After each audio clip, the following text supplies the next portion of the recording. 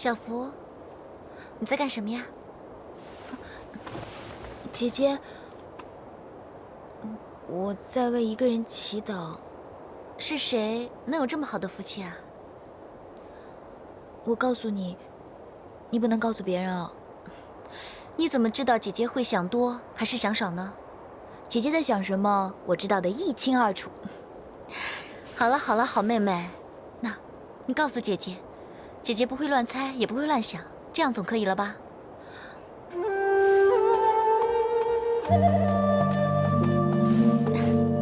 你快告诉姐姐，到底那个人是谁呀？太子。小福，你不要想歪了，姐姐。我们做奴婢的，为主子祈祷，有什么奇怪的？小福，姐姐有句话，不知道该不该跟你说。说吧。我们这些在深宫里的宫女们，但凡跟皇族的龙子龙孙有上一点感情瓜葛的，除了太上皇之外，其他人个个都是很悲惨的下场。姐姐，并不是这样的。我跟太子只不过是什么？我担心他的前程啊。姐姐，现在太子的前程就是我的前程。姐姐难道不这样认为吗？小福，真的只是这样吗？你不要骗姐姐。姐姐，你放10000个心。我知道自己是什么身份，我从来不会拿自己跟太上皇比较的。你明白就好。你只要在宫中平平安安的生活，一定要记住这个规则。主子毕竟是主子。我知道了，但是现在太子正面临巨大的考验。姐姐，如果你是我的话，难道不会感到羞戚相关吗？没错，为他人朝夕操心、牵肠挂肚，那种滋味确实很不好受。听姐姐的语气，好像感同身受，有感而发嘛。是什么人让姐姐朝夕操心、牵肠挂肚啊？这下换你想多了吧？姐姐，不用隐瞒了，快点告诉我。别胡闹了。会不会是哪个龙子龙孙呢？不是，不要胡说了。好，你不说就算了。总之，我一定会祝福你跟那个人的。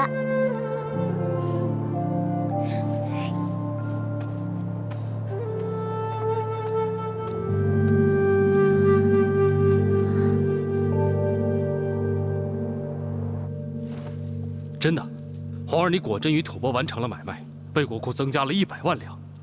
回皇上，儿臣幸不辱命，现在只等儿臣将布帛卷增运往吐蕃，吐蕃便会一期送上100万两。啊，太子贤德，既不用加征赋税，又可增加国库收入，真是无负万民寄望啊！太子智勇，不但想出办法与吐蕃做买卖，增加国库收入，还孤身犯险，深入吐蕃达成交易。太子一举两得，既与吐蕃修好，又令突厥知难而退，平息三方干戈，真是苍生之福，社稷之福啊！太子殿下这次能够功德圆满，全赖皇后娘娘支持信任，娘娘应该记一功啊。是吗？听说这笔买卖，你也出了不少力，功劳可不小啊。龙姬不过是替殿下买了些布帛卷增，略尽绵力罢了，根本谈不上什么功劳。武大人过誉了。本宫只是闲话了一句，没想到隆基却把这件事情尽心尽力地做好了，立了大功啊！看来外头人说你只谈风花雪月，不关心朝廷大事，都是误解你了。侄儿确实一向是慵懒惯了，不过对娘娘的话，侄儿可是无时无刻不放在心上。哦，好啊，好啊，我看呀，要大大的奖赏他。赏，要赏，个个都要论功行赏。皇儿，现在和亲尚在进行之中，你提早向吐蕃示好，为天下苍生尽早带来太平，实在是大功一件。朕现在封你为魏王，百洛州牧，赏1000户。儿臣谢父皇隆恩。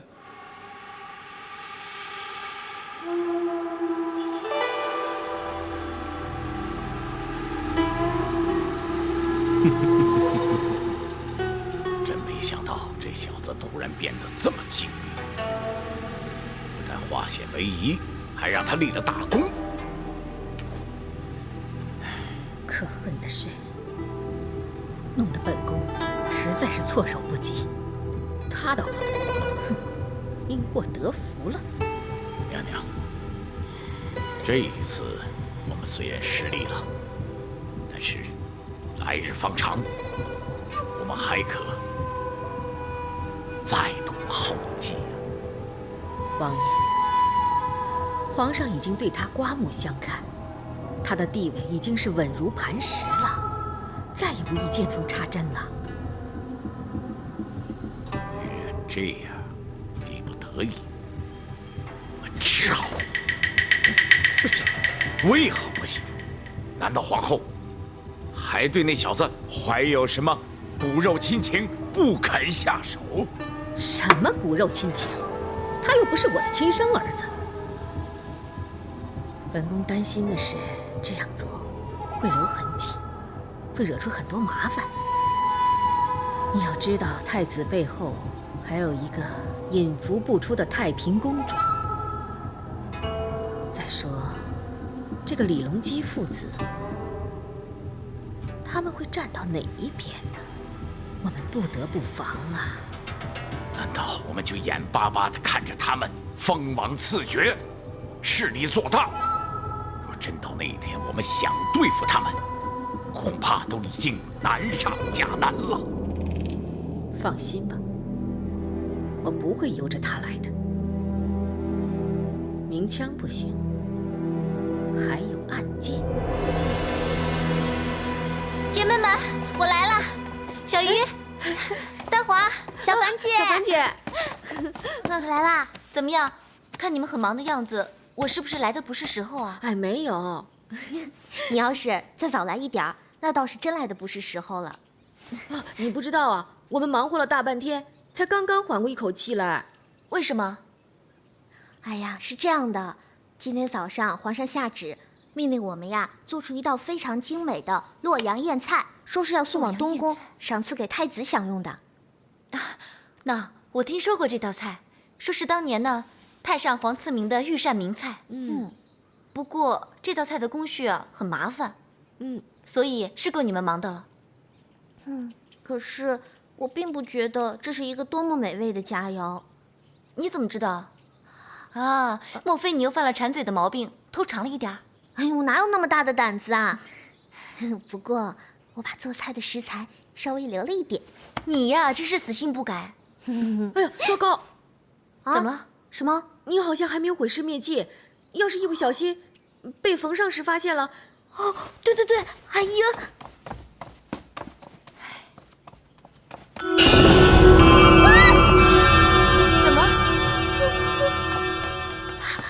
怎么了，小鱼？怎么了，小鱼？怎么会有只死老鼠啊？怎么会有死老鼠在这儿啊？我不知道，快去收拾！如果被人发现了，就大祸临头了。你快去啊！啊，我才不敢去呢，你去吧。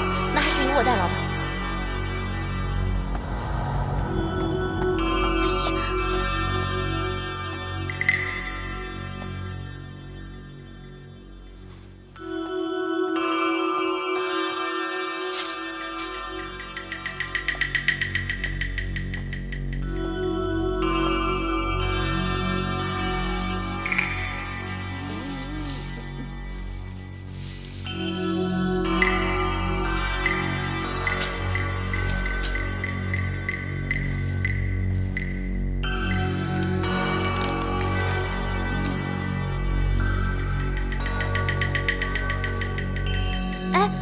这什么东西啊？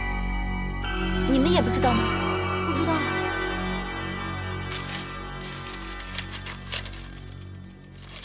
那你们是否记得，刚才有没有外人进来过？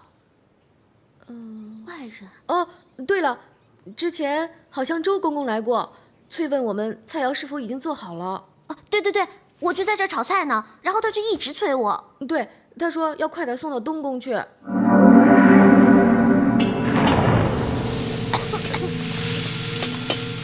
怎么样？菜炒好了吗？快了，快了，不要催，马上就好了。快点，快点。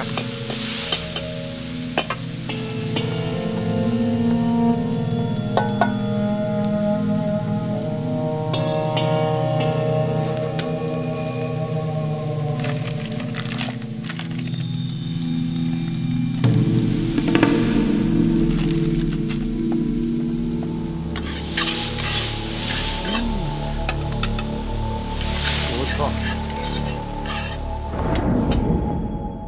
没有老鼠药，老鼠自己不会死的。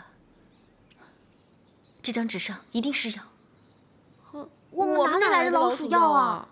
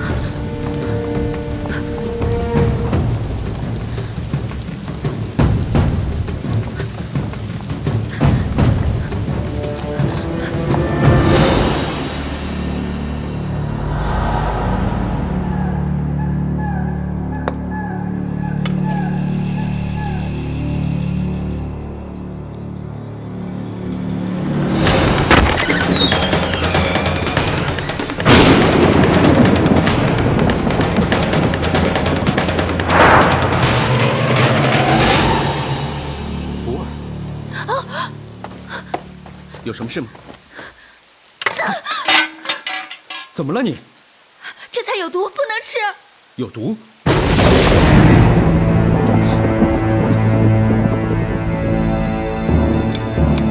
太子，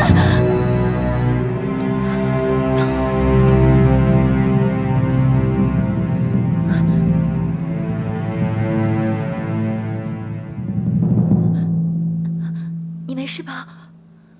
没事了，不过吃了一小口，也都吐出来了。你没事就好，就好。傻丫头，中毒的是我，又不是你。看你的样子，好像比我还凄惨呢。你知不知道刚才很危险？如果我再晚一点，你就……你以为我会死是吗？放心吧，我不会这么轻易就死的。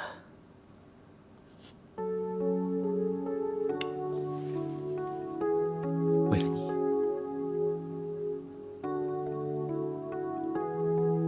我绝对不会死的。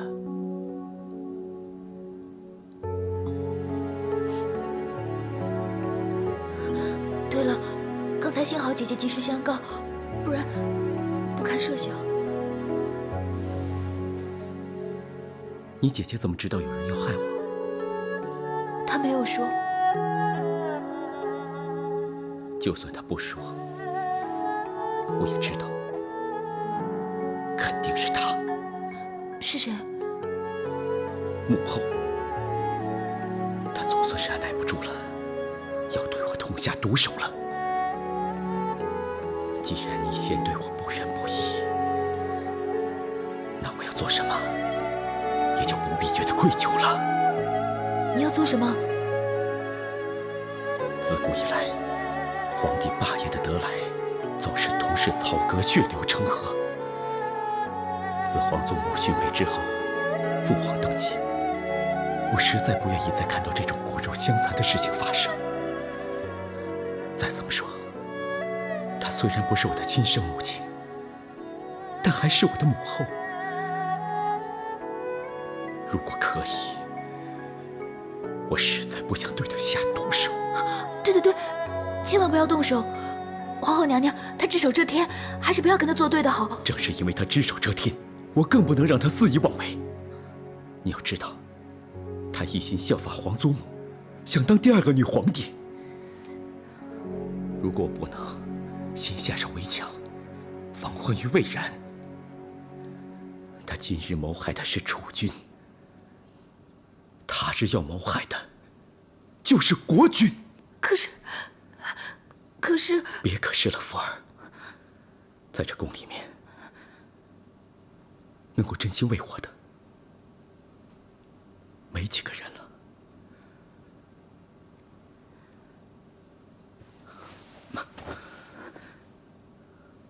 我说过了，为了你，我绝对不会死的。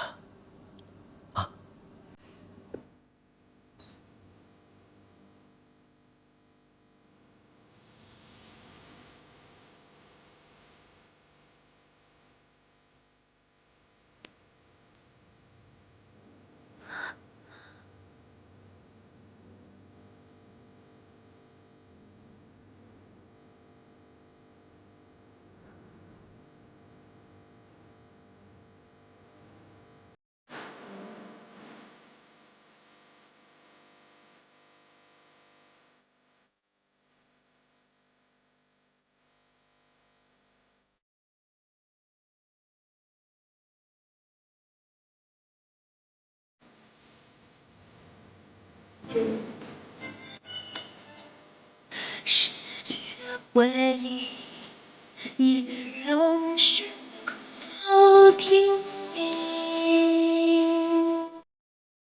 我知道，有你是反对未央，我不得的风景。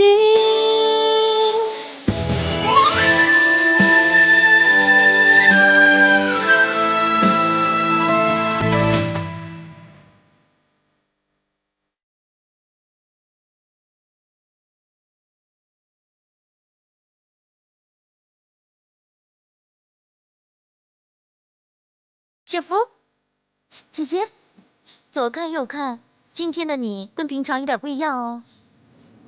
有什么不一样啊？笑容。笑容，谁不都一样吗？这是一种发自内心的灿烂笑容。哎，老实跟姐姐说，是不是跟太子有关呢？太子殿下已经摆脱困境了吗？是又怎么样？不是又怎么样？姐姐希望你每天都能开开心心的。不过人在宫中，始终如履薄冰，万事都要小心呢。姐，你唠唠叨叨的，像个姥姥似的。总之呢，将来一定否极泰来，鸿鹄将至。我不跟你说了，我要先回去了。有机会我再来找你。我先走了，慢点儿。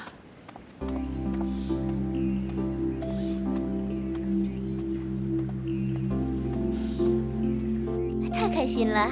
哎，七夕佳节将至，你们打算怎么庆祝啊？每年皇上都御准我们可以到太液池游玩一番，我想今年的盛况必定胜过往年。嗨，反正人在这宫中，难道还可以找到情郎吗？我只要能够痛快的吃喝玩乐一番就可以了。姐妹们，参见梦月，免礼。七夕当晚呢，一般乐师要在皇上还有皇后面前奏乐助兴，所以有劳大家将乐器擦得一尘不染，不容有失。对啊，这打理乐器也不容易，没有多年磨练，干不了。啊，秀蝶，你在这里做了多少个年头？4年。水云，你呢？5年。香莲姐，你在这前后熬了有7年吧？7年又如何？这擢升又不是凭经验实力的。哼！参见上大人。你们把乐器都放回去吧。是。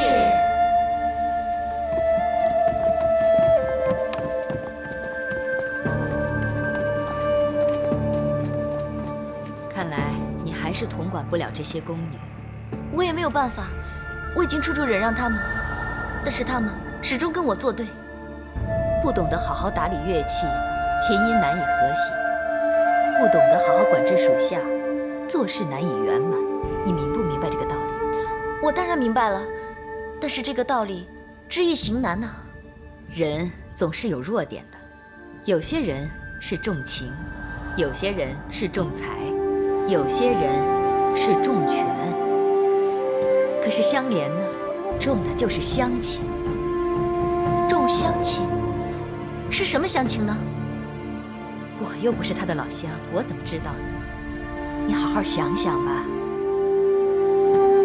圣医大人，乡情。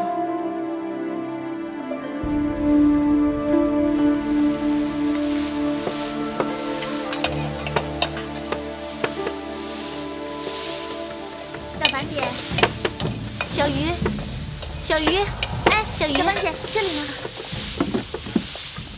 哇，你在煮什么？好香啊！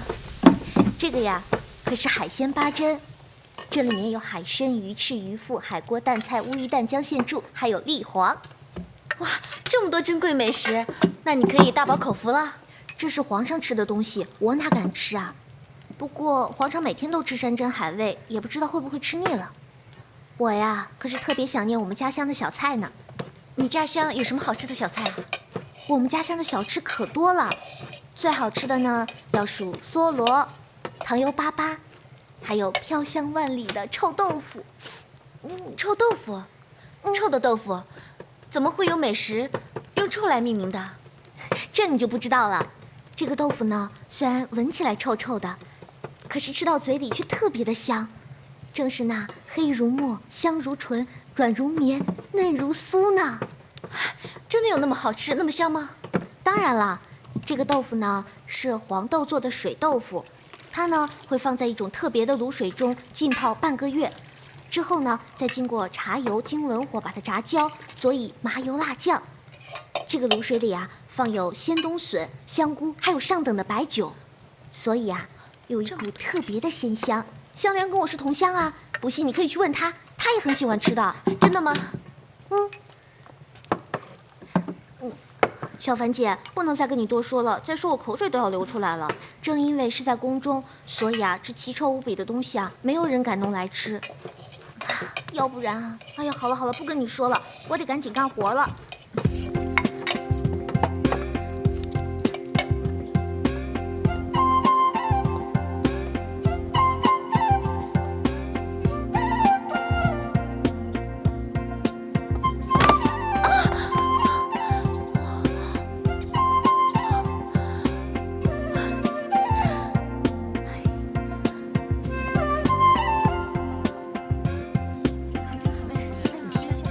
怎么还没见那个孟凡来啊？人家可能忙着巴结权贵了，只懂得阿谀奉承。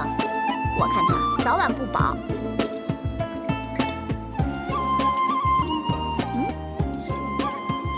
什么馊味道，这么臭？这个味道，难道是孟思月？你拿的什么东西啊？这个呢是湖南特产臭豆腐。天下间怎么会有这么恶心的东西啊？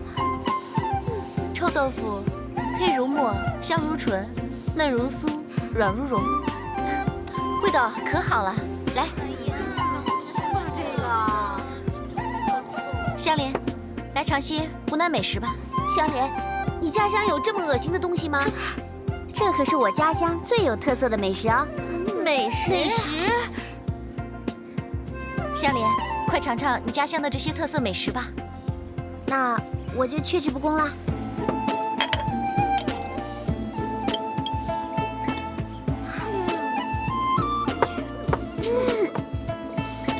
好吃，每一口都有我家乡的味道。这10多年来啊，我一直在想念这个味道。没想到我今天终于一偿夙愿了，真的很好吃。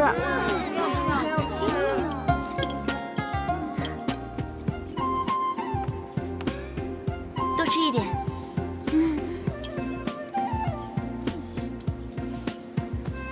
吃一点啊。孟思月，上仪大人，你应该知道宫中规矩，是不准吃这些东西的。上仪大人，我是觉得这些湖南的特色美食很有家乡风味，所以拿过来想让大家品尝一下。刚才咱们差点被这些馊东西活活熏死了。上仪大人，今次我确实犯错，甘愿受罚。今次就从轻发落，只是减你10日月钱。不过再犯，我绝不姑息，必当重责，知道吗？知道。上仪大人，那这些臭豆腐要怎么办呀？这些臭豆腐确实令人不快，你赶紧找人处理一下吧。至于你找谁，我不管，最好找那些不怕臭豆腐的人去干。我知道了。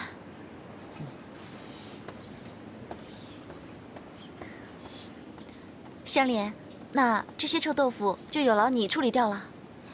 知道。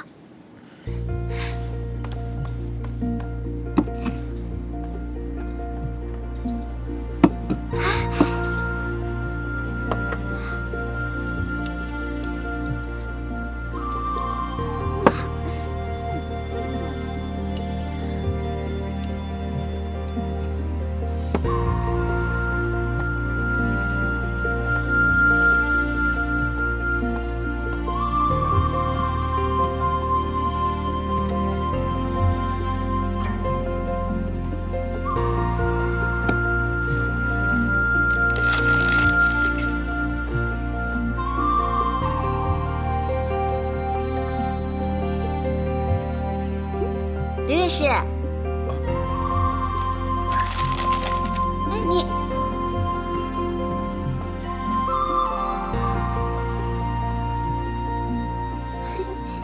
香莲姐，你终于一尝家乡美味，心已圆，恐怕七夕放水灯的时候也不会许什么愿了吧？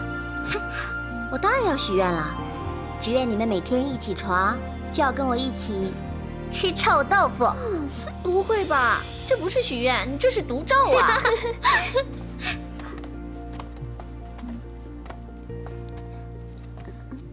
啊，七夕佳节，我们要在御前献艺。孟思月，你一定要给我们好好打理那些乐器，万不能有误。这个绝对没有问题。哎，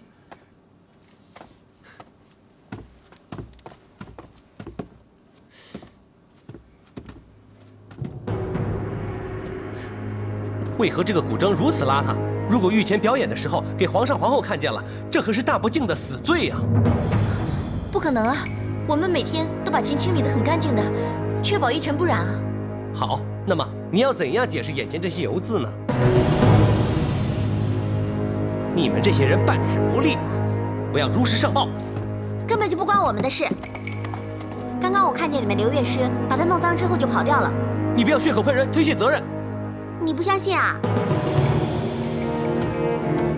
你看，这个油腻腻的大掌印，怎么可能是女儿家的？这是刘乐师刚刚留下来的。如果你不信，大家可以叫他过来对证一下，不就知道了？对啊，对啊，叫他来对证。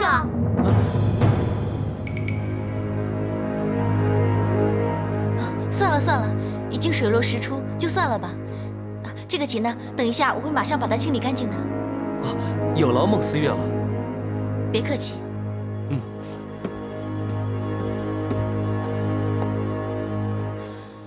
刚才谢谢你替我解围。没什么，我可不是为了你啊，我只是看不过眼，有人这样冤枉我们这些宫女。无论我们宫女之间有什么不和或者恩怨，也不可以眼看着其他人欺负到我们的头上来。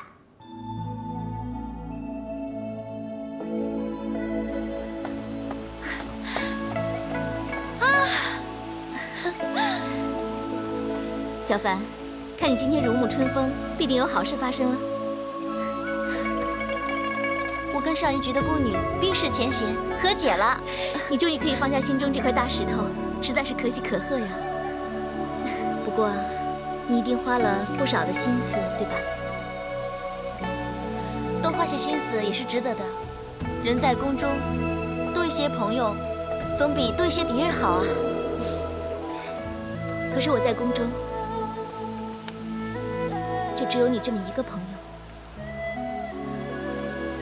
公主，虽然我只有你这么一个朋友，可是我们不但心意相通，你还处处为我着想，不像宫中其他人，他们说的都是谎话，干着欺诈的事情。所以就算只能交上你这一个朋友，我也已经心满意足了。可是我可能不像你说的那么好。怎么会呢？你是世间对我最好的人，如果没有你从旁支持，我万万也不可能坚持到现在。所以以后我待你啊，就像我的亲姐妹一样呢。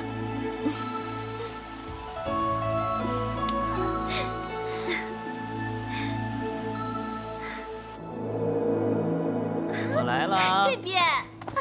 哪边？这儿呢。这里。来呀。哪儿啊？我抓你！我看你还真坏啊！来呀，这儿呢。来呀，这儿呢。我来了！看你往哪儿跑！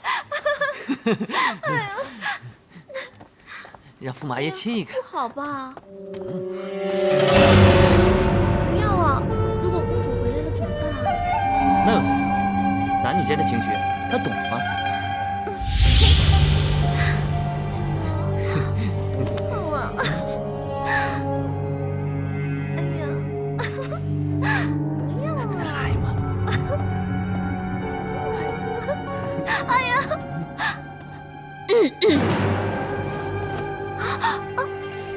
公主，彩梅，你先退下。你不是去御花园赏花了吗？那么早回来干嘛？我何时回来关你何事？你喜欢做什么，跟我也没有关系。好啊，那我就去做自己喜欢做的事情。请便。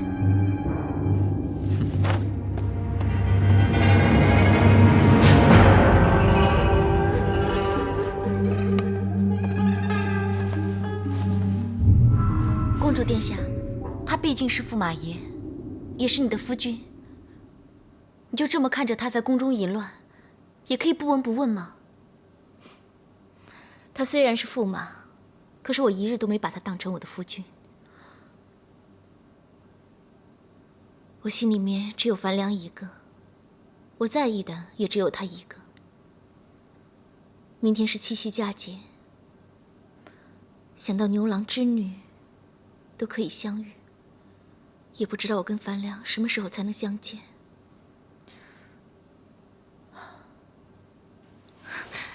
小樊，你明天陪我去放个水灯，许个愿，希望我跟樊良可以早日相见。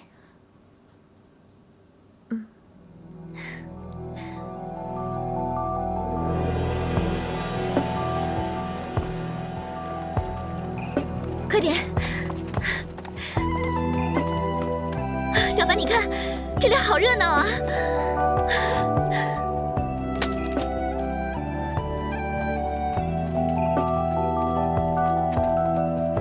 宫中生活难挨，宫中每逢1年1度的七夕佳节，都会让宫奴们尽情享乐，所以宫奴们都会玩得很尽兴。今夜是个好日子，我们快去放水灯吧。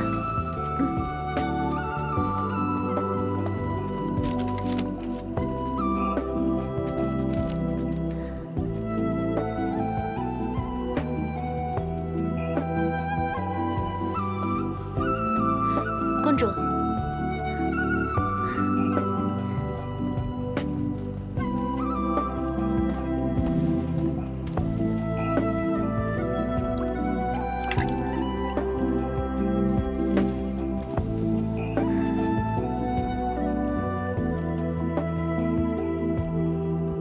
天上人间，岁岁年年，但愿苍天保佑，爱郎与我早日团圆。放孝牛郎织女，终身男耕女织，白头偕老，胜过宫中万年。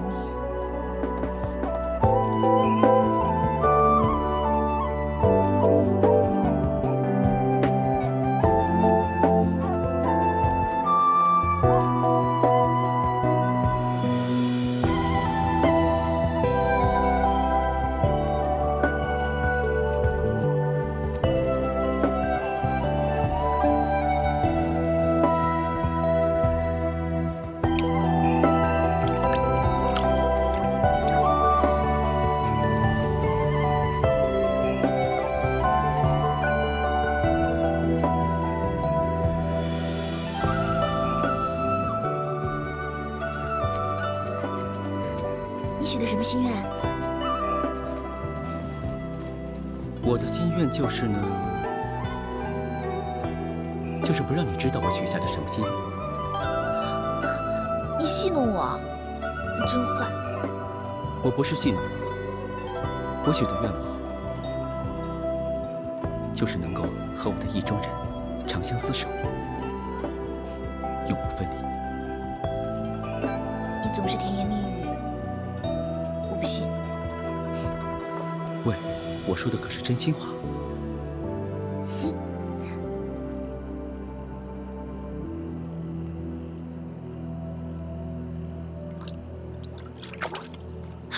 我的水灯，我的水灯，是谁弄坏了我的水灯？是谁呀？是谁弄坏了我的水灯？是谁弄坏了我的水灯？谁呀？你看，是谁呀？我的水灯。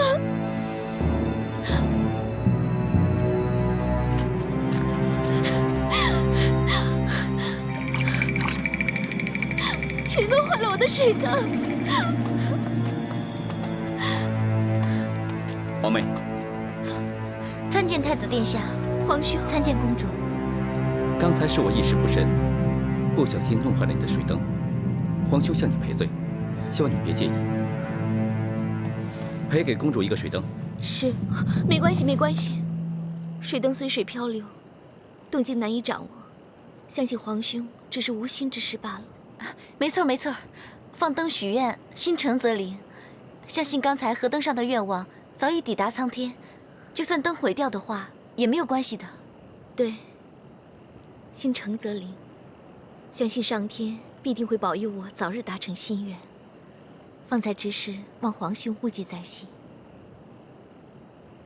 皇妹如此大量，皇兄在此谢过。我们就不打扰你欢度佳节的雅兴了。福儿，我们走吧。是。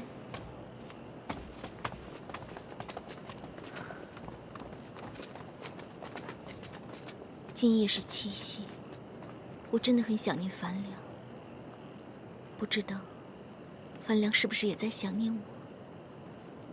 公主，孟凡为你去焚香燃烛，祈求上天保佑公主。好，就保佑我，早日可以跟樊良相见。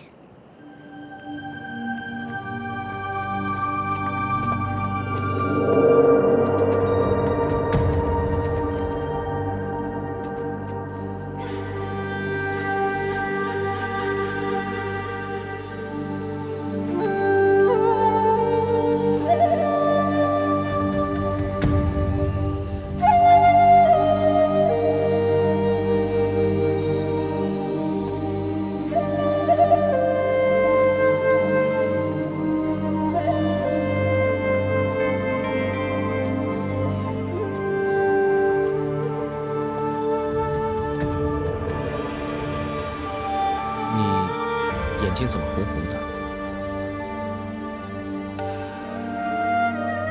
是不是有什么不开心的事情发生？没什么，可能是刚才熏香烛熏的，双眼酸涩不适。真的？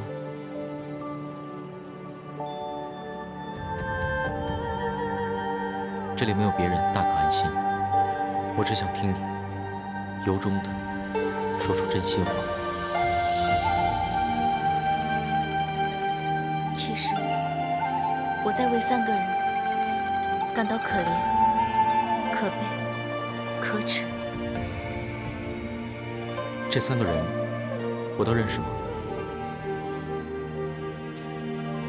安乐公主虽然身为皇室中人，可是时运不济，命途多舛，不能跟自己喜欢的人在一起，却要下嫁给自己根本不爱的人。之后又怀有身孕，本来是一桩喜事，可是却偏偏意外滑胎。现在他又亲眼目睹驸马爷跟宫女私通鬼混，这不是很可怜吗？当日我也曾想帮他们出逃。今日适逢佳节，公主到此来放水灯，相信一时，思念爱郎，为爱郎和自己祈福，希望可以早日成双成对吧。这个心愿，恐怕今生今世都不能成真了，因为樊良已经不在人世了。樊良死了，他是怎么死的？难道是？爱一个人本没有错，但是樊良爱的却是安乐公主，注定他要惨遭毒手。你说，这是不是很可悲？悲，实在是可悲。安乐公主一直很信任我，还把我当成知心朋友。可是樊良死了，我却没有告诉他。我还一直对他撒谎，我希望他可以活下去。可是，一旦开始撒谎，这个谎话就要永无止境地说下去。我真的觉得愧对公主。我这样做，跟那些伤害公主的人又有什么区别？我是不是很可耻？你不要自责，我知道你这样做也是迫不得已。世人就总会做一些自己不想做的事情，说一些自己根本不想说的话。但只要你清楚自己所干的都是善意的，就没有什么可不可耻的了。多谢郡王爷开解。哦，对了，樊良葬在何处，也好让我看看他，祭拜他一番。就在京城外，西郊10里坡。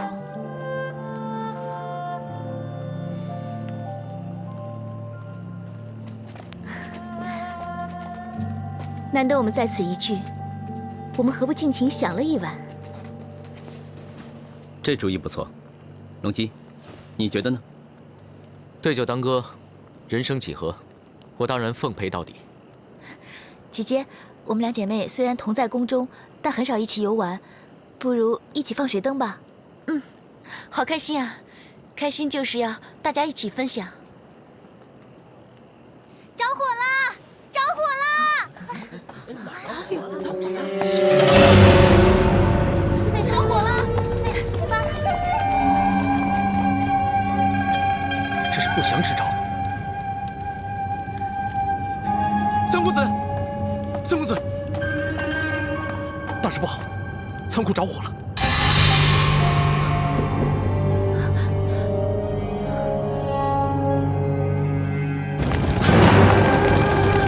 太子，太危险了！太子，万万不可呀！放手！难道你让我看着他们就此烧毁吗？殿下，我是太子，收拾，等火扑灭了，我们再虚图后继吧。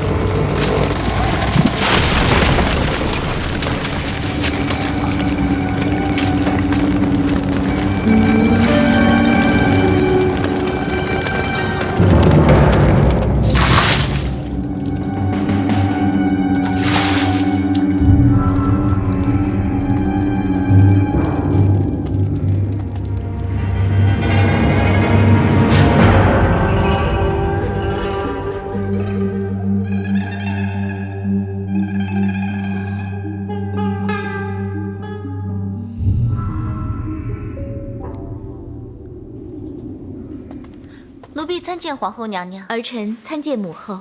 免礼。谢母后。坐吧。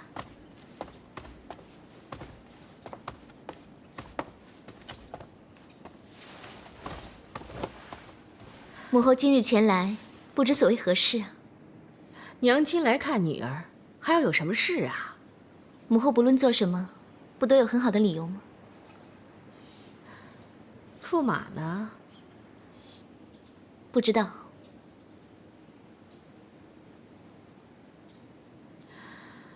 哎呀，听说你跟驸马貌合神离，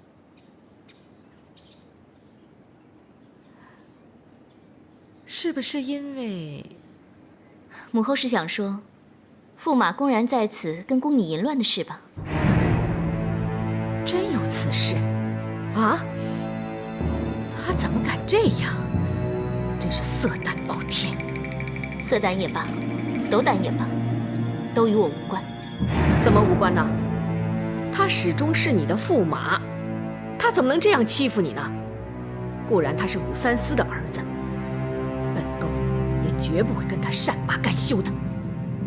母后，难得今天天气晴朗，女儿心情又很好，母后又何必为了此人大煞风景呢？好吧，好吧，不说这些。女儿啊，娘给你带来了一些上等的沉香，给。怎么样啊？香吧？这可是南海的沉香，焚燃少许，就可以芳香满室，有驱邪安神、养气活血、养心健脾的功效。真的不错，谢母后。母后，如今天干物燥，听说皇兄的仓库昨晚失火。小凡，你要谨记，弗然时一定要小心，知道了吗？奴婢知道。祸福无门，为人所招。太子以为奇货可居，他才囤积居奇，可没想到会遭到如此惨重的损失。这叫什么呀？这叫咎由自取。哎呀，可怜这龙姬被他连累。不过怪龙姬他自己看错了情势。可是皇兄已经跟吐蕃达成买卖，如今布帛尽失，如何向吐蕃交代呢？那就废了他这个太子啊！他已经当众夸下了海口，说如果不增加国库，就不当这个太子。这不正好吗？啊，一来如他所愿，二来嘛，跟吐蕃也有个交代。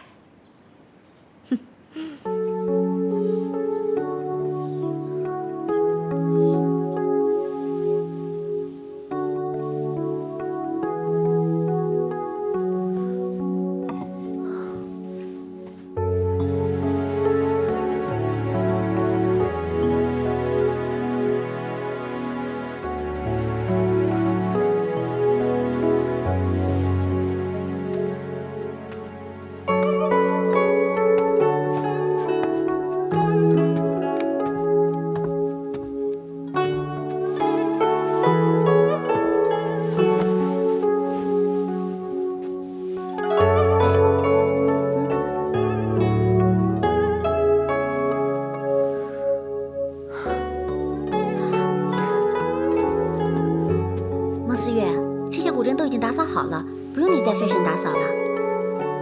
是吗？看你心事重重的，是不是遇到什么麻烦了？没什么，我有一些衣服弄脏了，左思右想，就是想不出什么办法来。原来就这么简单啊！这么说你有办法？我不懂，我不懂，可是我知道有人会懂啊。是谁啊？上服局的赵上服嘛。对呀，无论绫罗绸缎，只要跟穿着有关的，他都懂。何止于此啊，简直是上通于天，下达于地，古往今来，非雷族可堪比拟。他真的有这么厉害？别听他们胡说。不过他们虽然吹嘘的有点过分，可是赵上服的本事却是无人不服。如果连他也帮不了你，那谁也帮不了你了。那我一定要跟他请教请教。不过他一向有些孤芳自赏，这外人找他帮忙，多半只会碰得一鼻子灰。如果你真有求于他，恐怕你得花上一点心思了。无论有多艰难，我都要去试一试。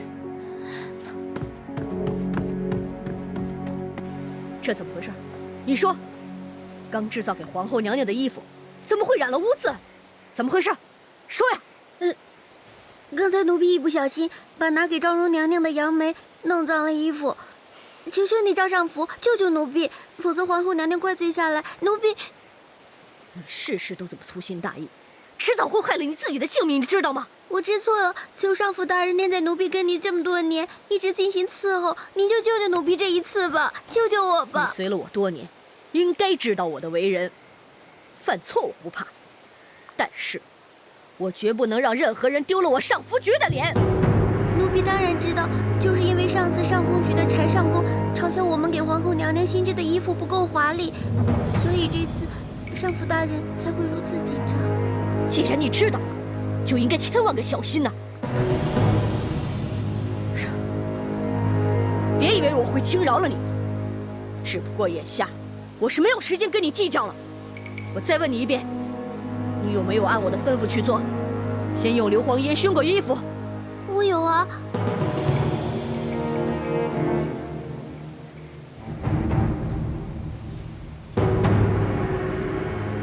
来，打盆水来。是。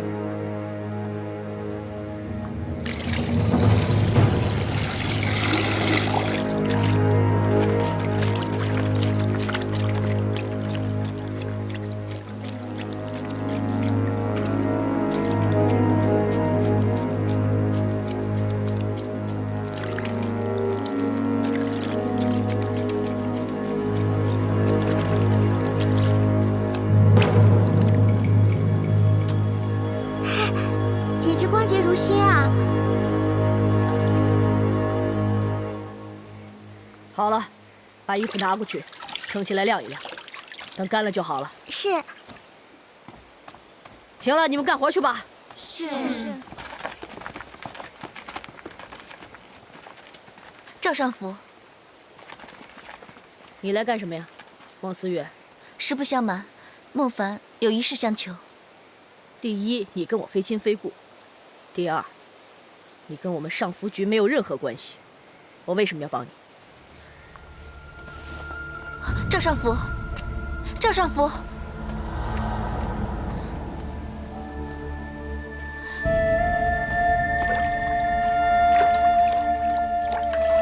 怎么样了？少撒点颜料。是。清洁挂布。赵尚福。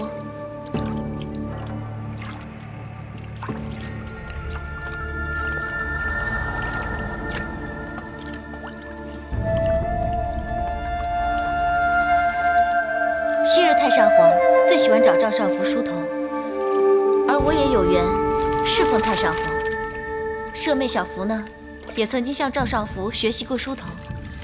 总的来说，跟大人还算有缘，也不无关系啊。据我所知，近来孟思月是十分吃得开，由跟着安乐公主身边的小宫女，转眼间跃升为司虞局的司乐。哎呦，这可真是可喜可贺呀！不过，你有本事跟我没有关系，跟我上福局更毫无关系。柴上公曾经对我说过，吃的事情找冯上师，穿的事情找赵尚福。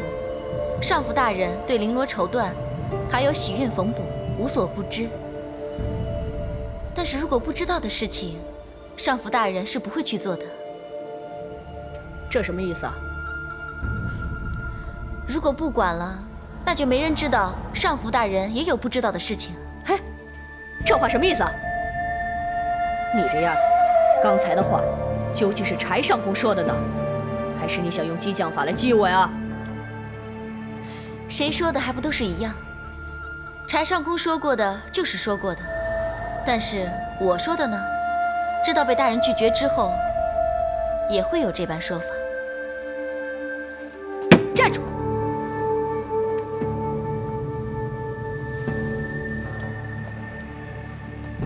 你听明白了，不是你的激将法高明，而是我上福局绝不容许任何人说三道四。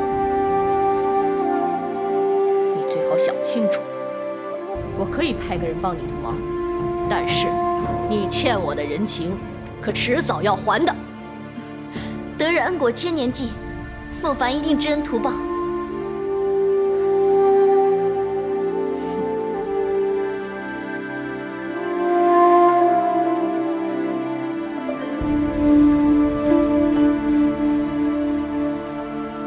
皇后，这肯定是皇后的所作所为。现如今，还不是追查元凶的时候。眼下这些布帛卷增已经熏黑，根本不能复运吐蕃，否则的话会触怒吐蕃，让本来快要平息的干戈反而功亏一篑，到时再起战事，百姓又要遭殃了。奴婢叩见太子殿下、郡王爷。不必多礼。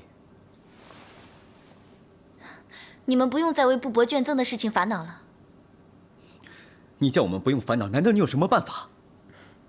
我已经找到一位合适的人选，替你们排忧解难。原来是上福局的人，难道你有办法把宣黑的布帛卷宗还原本来面目？奴婢要先看一下，才可以确定。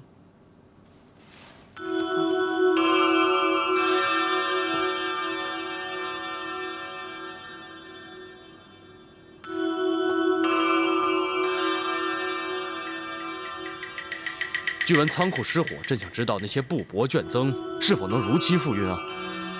请父皇放心，绝对能如期交付。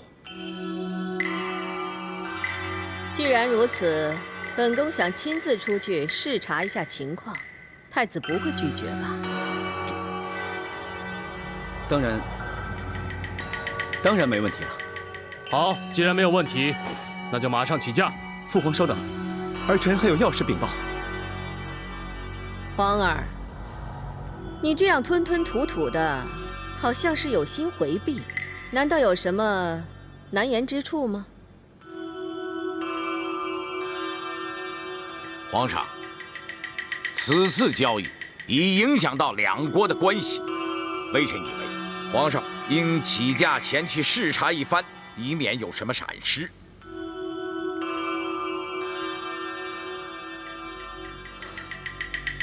临淄郡王求见。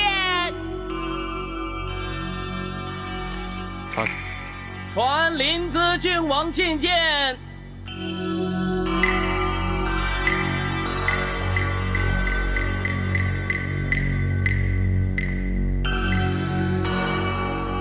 微臣叩见皇上、皇后娘娘。平身。谢皇上。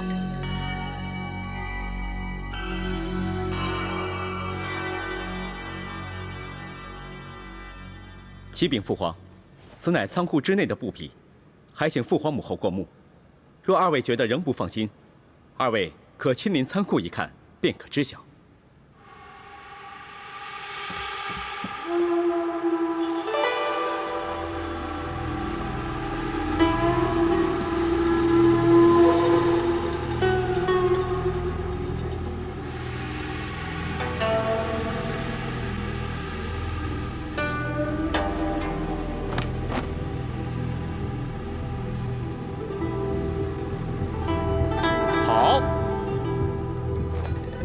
璀璨艳丽，好。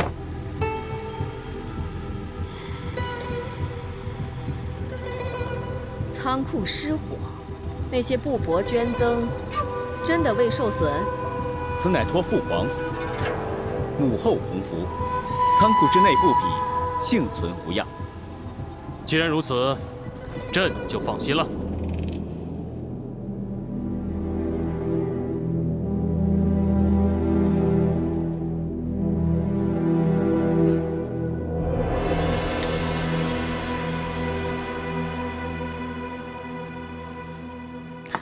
福儿，真可惜你没有亲眼目睹刚才母后在大殿上的样子。我现在想起来还特别的高兴呢。殿下果然没有让福儿失望，这证明福儿还是很有眼光的。其实，我本来也以为这一关我过不了，以为这一切都会烟消云散。在那一刻，我才真正知道自己最珍惜的是什么。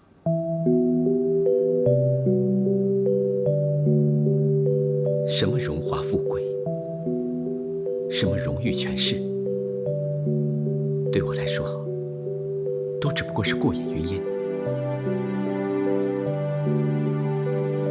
我最珍惜的，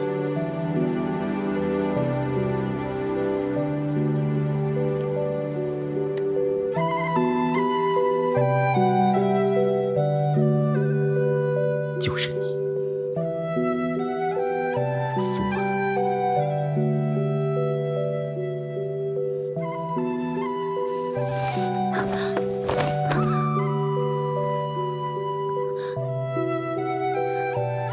最爱油嘴滑舌了。你好坏。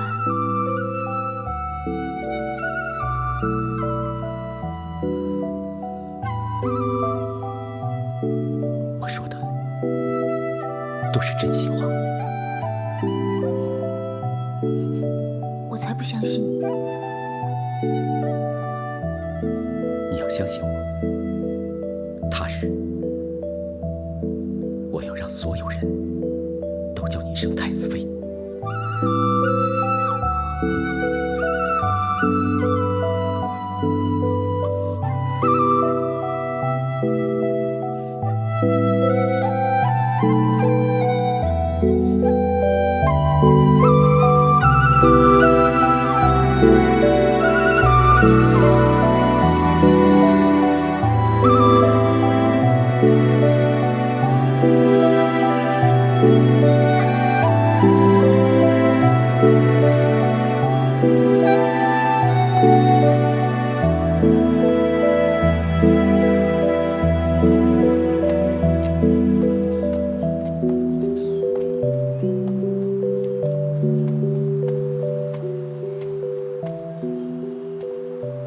莫凡，郡王爷，这批布帛本来已经熏黑了，多亏了你的帮忙，才能恢复原样，否则我和太子都会凶多吉少。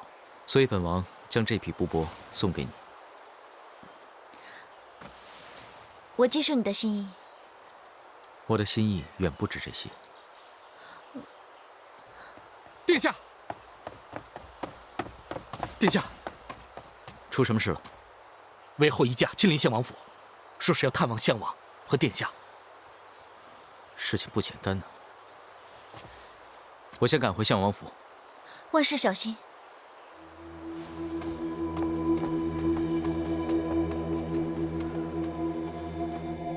今日得蒙皇后娘娘到来，真是蓬荜生辉呀！太子这次渡过难关，金库里面又多了不少金银，侄儿真是功劳不小啊！娘娘过奖了。皇侄愧受娘娘赞许，匡扶社稷，匹夫有责。更何况隆基身为大唐宗室，本就责无旁贷。难得侄儿不会邀功，可是赏罚是要分明的。本宫已请准皇上，想给侄儿在京外选一个地址，造一座府邸。这点功劳实在不算什么，隆基不敢受此厚赐。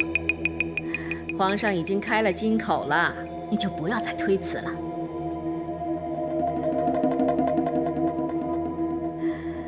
侄儿啊，你想在京外的什么地方造府邸呀？隆基暂时没有属意之地，请皇后娘娘容侄儿随后禀告。那没问题，3天吧，3天之后应该没问题了吧？啊，没有。好吧，到时候啊，本宫会亲自陪你一起去选择地址的。难得皇后娘娘纡尊降贵，隆基叩谢皇上、皇后娘娘圣恩。好，那我们就等着那一天的到来。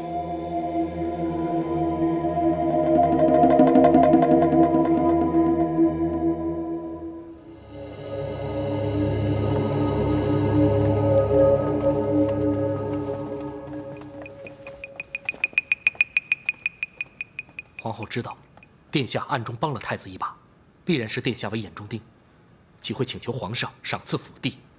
这其中必定有诈。当日张柬之5人被封王后一出京城即死于非命，只怕本王一旦踏出京城，亦会步其后尘。既然如此，何不让方生带领兵马沿途保护？可是皇后说要亲自跟我去视察选址，如果这样的话，我便不能私自带领兵马前去。这皇后奸为狡猾，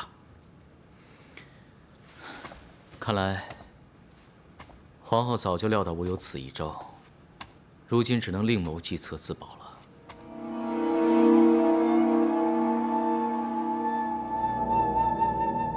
准备兵马行事。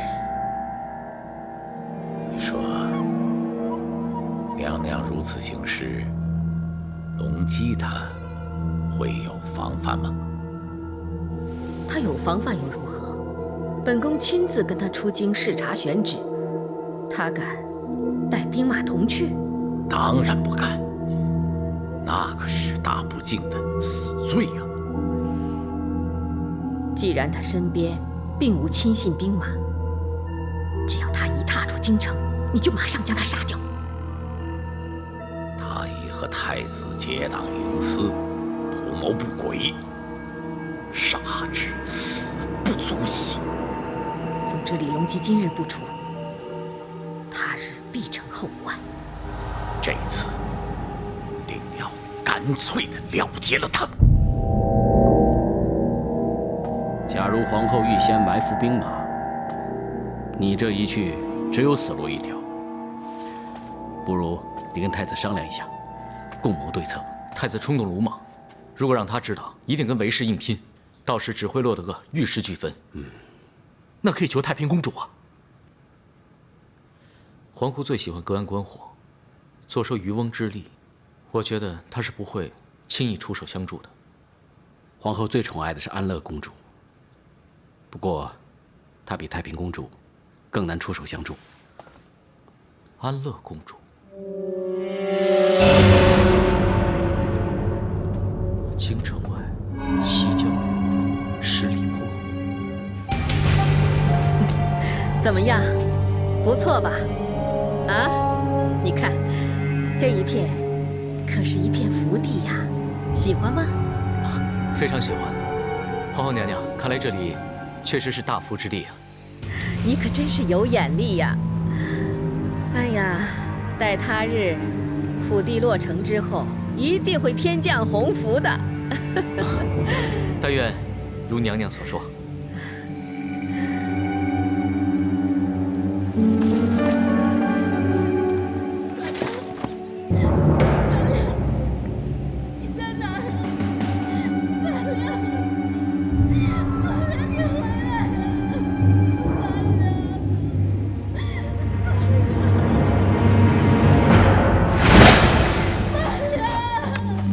怎么像果儿的声音啊？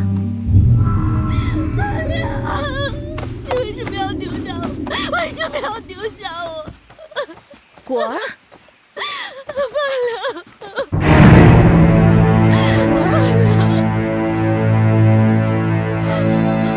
果儿，果儿，你，女儿，你在干什么呀？啊，果儿。果儿，你骗我！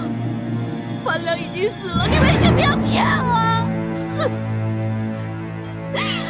果儿，哎呀，果儿，听娘说，娘都是为了你好啊，果儿，都是为了你呀！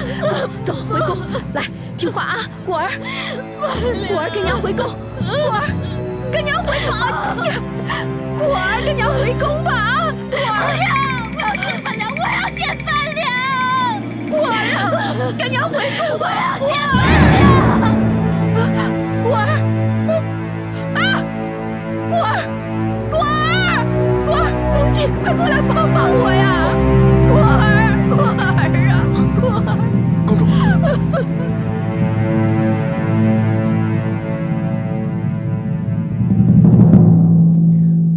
皇后娘娘，御医已经给公主殿下诊断过。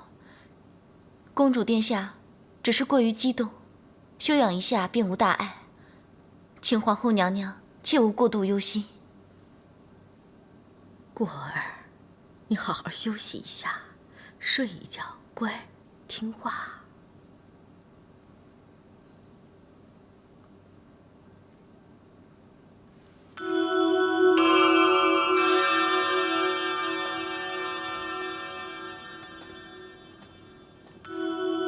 贱婢，谁指使你把我的果儿害成这副模样？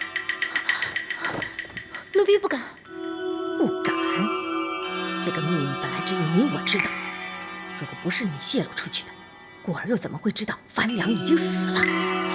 奴婢从未跟公主说过此事。你有没有跟别的什么人说过？因为樊良已经不在人世。樊良死了？他是怎么死的？难道是？把头抬起来，看着我。奴婢没有。再问有没有？真的没有。事关重大，奴婢就算有天大的胆子，也不敢跟其他人说出这个秘密。真的？真的。要是这样，又怎么会那么巧呢？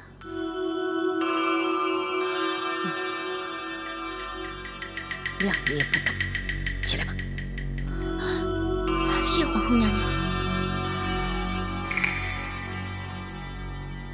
你在这儿好好照顾公主。奴婢遵命。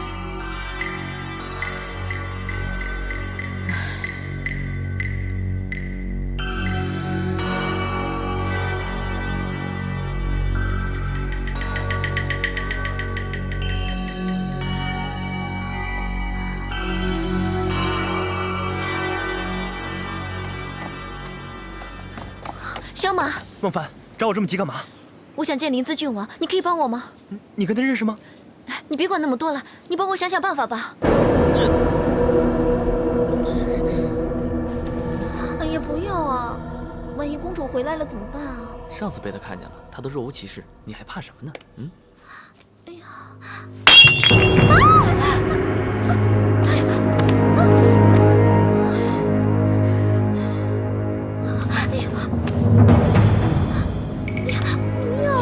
畜生！你说什么？我说你是畜生，应该说你连畜生都不如。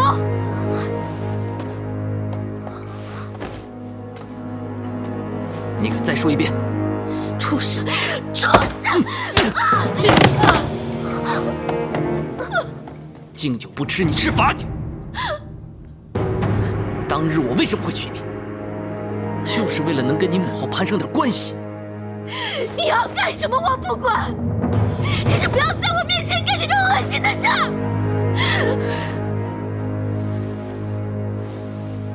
那你可以不看了，这样我们可以相安无事。但如果你以后偏偏要给我找麻烦的话，就只能自讨苦吃。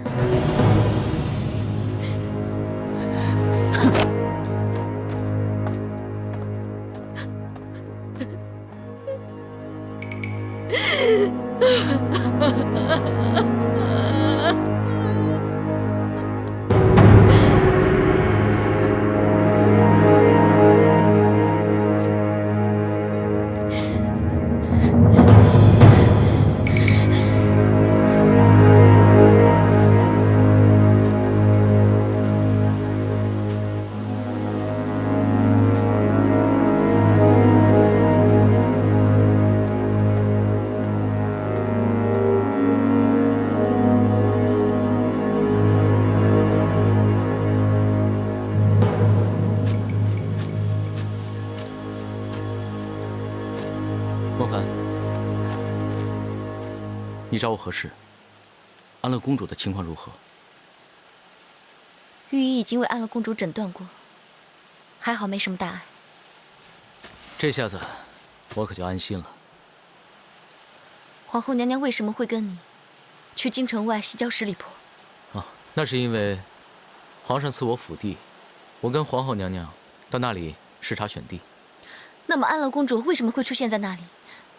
她又怎么知道樊良会葬在那里？我不知道。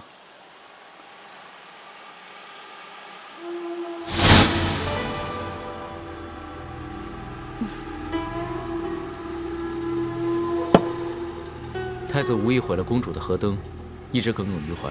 正好我认识造灯的工匠，所以让我来为公主引荐。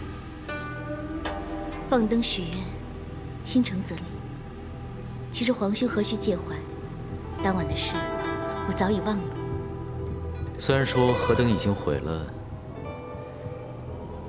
不过公主的一番心意，相信樊良泉下有知，也会感到安慰。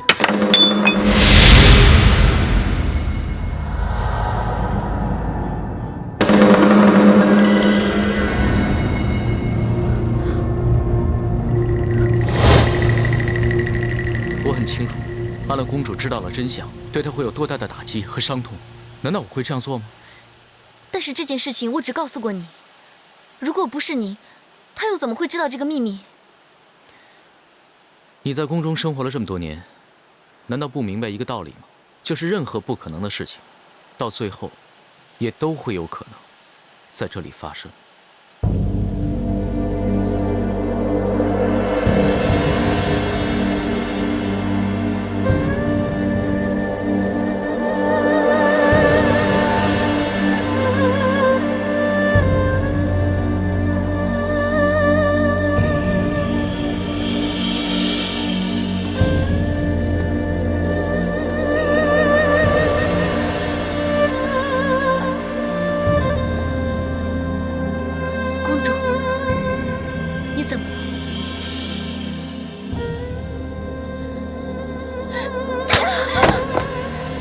有脸来见我！你给我滚！给我滚！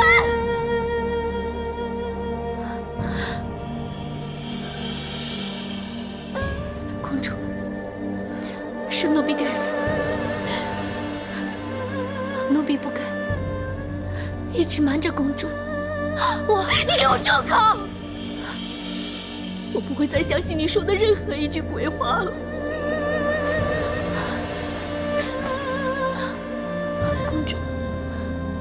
奴婢这么做，是不想看着公主为了那个人一直消沉下去，所以才逼不得已。住口！够了！你们每个人都说为我好，为我好，根本都是骗人的鬼话。我不会再相信你了。你给我滚！你给我滚！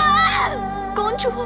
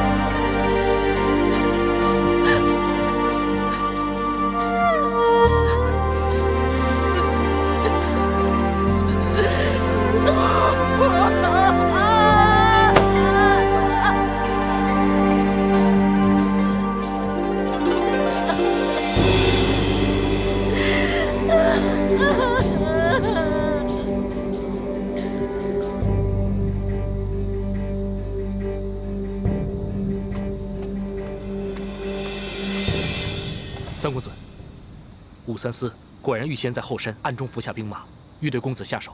若非公子机警，及时准备，后果不堪设想。安乐公主怎么样了？公主心神尚未完全平复，这阵子还在凤阳阁中，大闹脾气，谁也不肯接见。孟凡呢？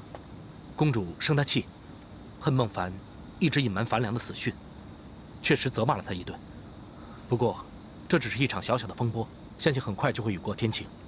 这个孟凡一向是很讨公主喜欢的。但愿如此吧。此次公子出此一招，也是逼迫无奈，出于自保，付出一点小小的牺牲在所难免。所谓成大事者，不拘小节，只有这样才能。知道了。你继续替我留意着皇后和武三思那边的动静吧。是，属下告退。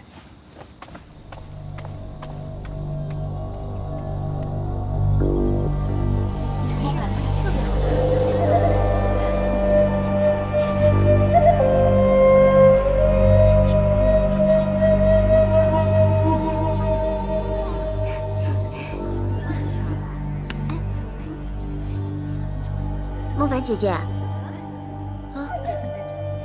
这琴被你抹来抹去的，都抹上好半天了，到底是怎么回事啊？对啊，孟凡姐姐，我今天看你好像魂不守舍的样子，难不成我们又有什么地方得罪姐姐了？对啊，没有的事，你们不要乱猜。你若真是遇到什么困难，不妨说出来，多一个人分担也是好的。对呀，我们3个臭皮匠顶个诸葛亮。什么臭皮匠？我要做也得做个虾皮匠。你不是一向最会吹牛皮的吗？不做个臭皮匠，做个牛皮匠怎么样？牛皮匠，你才牛皮匠呢！参见郡王爷，参见上一大人。免礼。谢郡王爷。相王府日内将有宴会，孟思月，你和王爷商讨一下，谋定乐宫当日表演的诸般细节。孟凡遵命。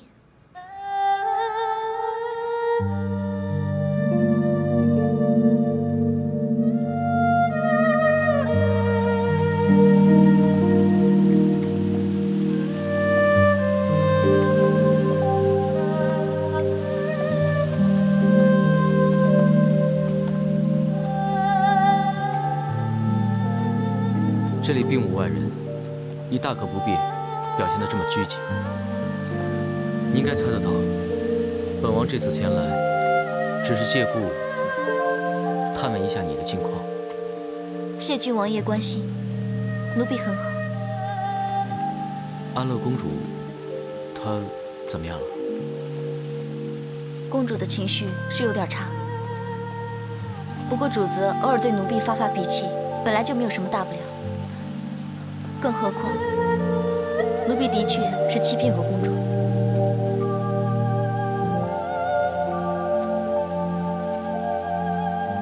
你完全是出于一片好意，又怎么能算是欺骗呢？